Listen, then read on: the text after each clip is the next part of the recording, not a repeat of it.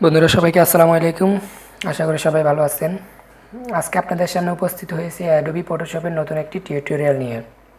আজকের পর্বে আমরা দেখব কিভাবে ছবির ব্যাকগ্রাউন্ড চেঞ্জ করা যায়।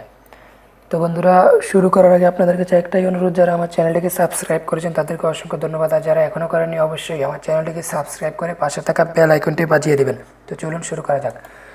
তো বন্ধুরা, অ্যাডোবি ফটোশপ 7.0 আমার সামনে ওপেন অবস্থায় আছে। তো আজকে আমরা দুইভাবে ছবির ব্যাকগ্রাউন্ড চেঞ্জ করা শিখব।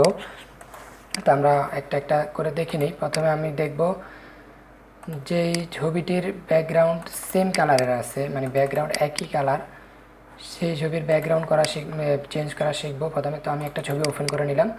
তো ওপেন করে দেখুন, এই ছবিটির ব্যাকগ্রাউন্ড কিন্তু সেম কালার। তো এই যেই ছবিগুলোর ব্যাকগ্রাউন্ড সেম কালার থাকে সেই ছবিগুলোর ব্যাকগ্রাউন্ড চেঞ্জ করা একদমই ইজি। তো আমরা শুরু করি। এখানে হচ্ছে যখন যদি ফটোশপ সম্পর্কে একটু আইডিয়া থাকে তাহলে বুঝতে পারবেন যে এখানে একটা ম্যাজিক ওয়ান টুল আছে। এটার কাজ হচ্ছে সিলেক্ট করে আপনি এই যে কালারটা আছে এই কালারটার যে কোনো একদিকে সিলেক্ট করলেই সেম কালারের সবটাই সিলেক্ট হয়ে যাবে। এই যে সিলেক্ট হয়ে গেছে। তো এরপরে হচ্ছে দেখুন, এখানে আর একটা অংশ কালার আছে, তো এটা সিলেক্ট করতে হবে। তো এটার জন্য কী করতে হবে, এটাতে আমরা সিলেক্ট করি। দেখুন এখন আমি একটাতে সিলেক্ট করার পর আর একটা সিলেক্ট উঠে গেছে। তো এটার জন্য আমরা কী করব, একটা সিলেক্ট শেষ হলো অন্যটাতে সিলেক্ট করতে হবে, শিফট ক্লিক করে সিলেক্ট করব, তখন আর ওইটা উঠবে না। তো দুইটাই সিলেক্ট হয়েছে। এখন দেখুন এখানে দুইটা কালার আছে, একটা হচ্ছে ব্যাকগ্রাউন্ড কালার। মাউস পয়েন্টারটা যখন আমরা এখানে নিয়ে যাব তখন বলবে সেট ব্যাকগ্রাউন্ড কালার। তো ব্যাকগ্রাউন্ড কালারের মধ্যে আমরা যে কালারটা দেখতে পারতেছি, আমরা সেটা যদি কিবোর্ড থেকে কন্ট্রোল ব্যাক স্পেস দিই তাহলে সেই কালারটা ব্যাকগ্রাউন্ডে চলে যাবে। এই যে দেখুন, কন্ট্রোল ব্যাক স্পেস দেওয়ার সাথে সাথে ব্যাকগ্রাউন্ড কালারটা ব্যাকগ্রাউন্ডে চলে গেছে। এরপরে আর একটা হচ্ছে ফরগ্রাউন্ড কালার। তো এটা আমরা সেট করার জন্য হচ্ছে কিবোর্ড থেকে অল্টার চেপে রেখে ব্যাক স্পেস দিতে হবে। যে দেখুন, অল্টার চেপে রেখে ব্যাক স্পেস দেওয়ার সাথে সাথেই আমাদের ব্যাকগ্রাউন্ডটা চেঞ্জ হয়ে গেছে। তো এটা হচ্ছে একই কালারের ব্যাকগ্রাউন্ড চেঞ্জ করার সহজ একটা উপায়। তো আমরা এখন দেখি আমরা অন্য একটা ছবির ব্যাকগ্রাউন্ড চেঞ্জ করব। তো আমি এখান থেকে একটা ছবি ওপেন করে নেই।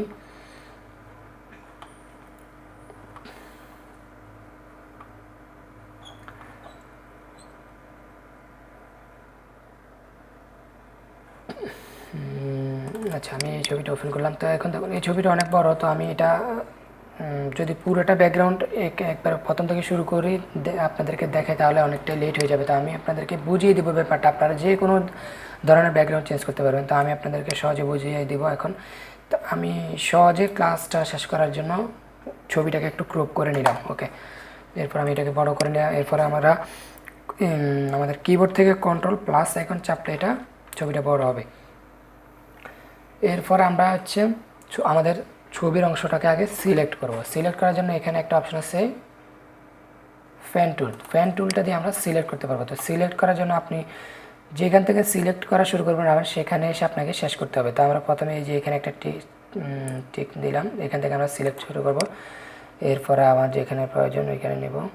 তো এই ক্ষেত্রে আপনাদেরকে একটু বলে রাখি, আমি যখন আমরা ক্লিক করার পরে লেফট বাটনটাকে ছেড়ে দিব তখন এটা সরাসরি বসে যাবে। কিন্তু আমরা যখন এই যে আমি এতটুকু, তো আমি এখানে তাড়াতাড়ি চেঞ্জ করতেছি, আপনারা একটু সময় নিয়ে চেঞ্জ করবেন তাহলে অ্যাকুরেটলি চেঞ্জ করতে পারবেন। তো যেটা আপনাদেরকে বলতেছি, আমি এখানে বোঝাতেছি, আর একটু যাই। দেখুন এতক্ষণ আমি লেফট বাটন ক্লিক করে কিছুই করতে হবে না। মানে কি, লেফট বাটন ক্লিক করে যদি আপনি কোনো প্রকার লেফট বাটনটাকে না কোনো দিকে ড্র্যাগ না করে ছেড়ে দেন তাহলে আপনি যে কোনোভাবে সিলেক্ট করতে বলতে পারেন। কিন্তু যখন বাঁকা কোনোটা সিলেক্ট করবেন, দেখুন আমি এখন মাথার এই অংশটা সিলেক্ট করবো, তাহলে আমি এখানে সিলেক্ট করলে কিন্তু আমার অনেক অংশটা বাঁকা মাথার কাটা পড়ে গেছে। তাহলে আমি কন্ট্রোল জেড দিয়ে আন্ডো করব।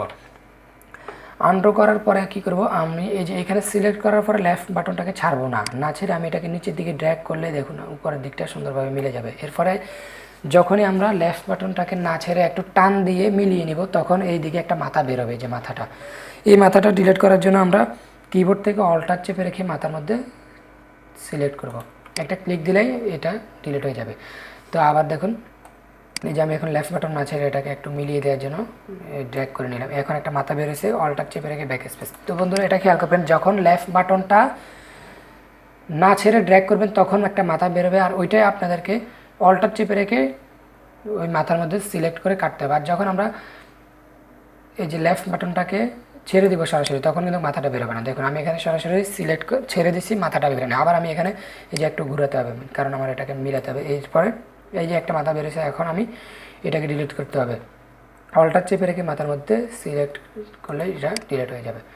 তো আমি এই যে কন্ট্রোল জেড দিয়ে আন্ডু করলাম।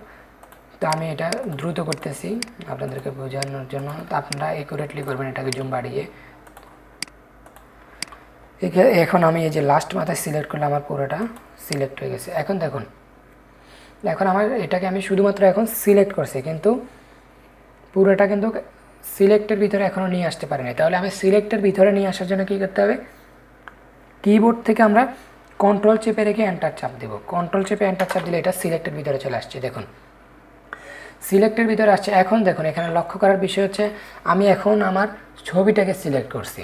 তাহলে আমি যখন কন্ট্রোল চেপে ব্যাক স্পেস দেবো, তখন আমার ছবির মধ্যে ব্যাকগ্রাউন্ডটা, ছবির যে সিলেক্টর অংশটুকু কালার চেঞ্জ হয়ে গেছে। তাহলে আমি এখন কী করব, কন্ট্রোল জেড দিয়ে আন্ডু করব। এখন আমার প্রয়োজন হচ্ছে আমার ব্যাকগ্রাউন্ডটাকে কালার চেঞ্জ করা। তাহলে আমি এখন এই সিলেক্টটাকে আমার বিপরীত দিকে নিয়ে যেতে হবে। তো এটার জন্য আমরা কী করবো, যে সিলেক্ট অপশনে চলে যাব, এরপর ইনভার্সে ক্লিক করবো। ইনভার্স হচ্ছে কি, আমি যে দিকটাকে সিলেক্ট করেছি ইনভার্সে দিলে তার বিপরীত দিকটা সিলেক্ট হয়ে যাবে। তাহলে আমি ইনভার্সে ক্লিক করলাম। ইনভার্সে ক্লিক করার সাথে সাথে আমার এখন সিলেক্টটা বিপরীত দিকে চলে গেছে। এখন আমি যদি কিবোর্ড থেকে কন্ট্রোল চেপে রেখে ব্যাক স্পেস দিই, তাহলে আমার ব্যাকগ্রাউন্ডের কালারটা চেঞ্জ হয়ে যাবে। তো এটা আমি আগে বলছি, ব্যাকগ্রাউন্ডে যে কালারটা সেটা সেট করার জন্য চাপতে হবে অল্টার ব্যাক স্পেস, আর ফরগ্রাউন্ডে যেটা আছে সেটা সেট করার জন্য হচ্ছে অল্টার চেপে ব্যাক স্পেস। দেখুন ব্যাকগ্রাউন্ড চেঞ্জ হয়ে গেছে। তো বন্ধুরা, সুন্দরভাবে আপনাদেরকে বোঝানোর চেষ্টা করেছি। তাও যদি আপনারা কোথাও বুঝে আর সমস্যা হয়, বুঝতে সমস্যা হয় আপনাদের, তাহলে অবশ্যই আমাকে কমেন্ট বক্সে কমেন্ট করে জানাবেন। আমি আপনাদেরকে কমেন্টে রিপ্লাই দিয়ে বোঝানোর চেষ্টা করব।